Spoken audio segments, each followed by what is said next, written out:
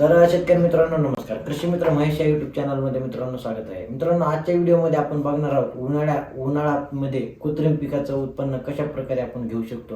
मित्रांनो बरेच शेतकरी कृत्रिमचा विचार करतात. उन्हाळ्यामध्ये फेब्रुवारी मार्च एप्रिलमध्ये हा बेस्ट टाइम असतो. या महिन्यामध्ये आपण कृत्रिम जर करायची असली तर आपल्याला कोणत्या काळजी घेणं खूप गरजेचं असतं तेच आपण या व्हिडिओच्या मार्फत जाणून घेणार आहोत. त्याचबरोबर मित्रांनो आपण कोणतं बियाणं निवड करावे आणि खत कोणतं खत व्यवस्थापन कशा पद्धतीने आपण करू शकतो.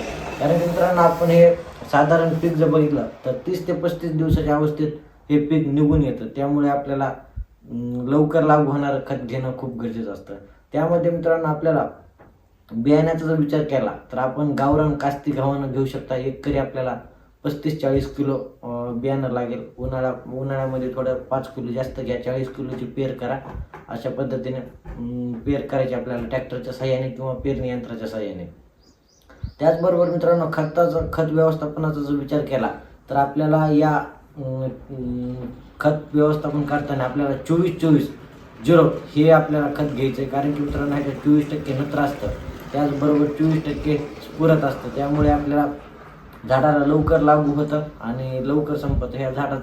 ह्या पिकाचा काळ 35 दिवस असतो. त्यामुळे आपल्याला लवकर लागू होणारं खत गरजेचं असतं. त्याचबरोबर मित्रांनो आपण फवारणी व्यवस्थापन पण बघणार आहोत. आपण आता प्रति आपल्या शेतामध्ये 1 एकर कृत्रिम करणार आहोत.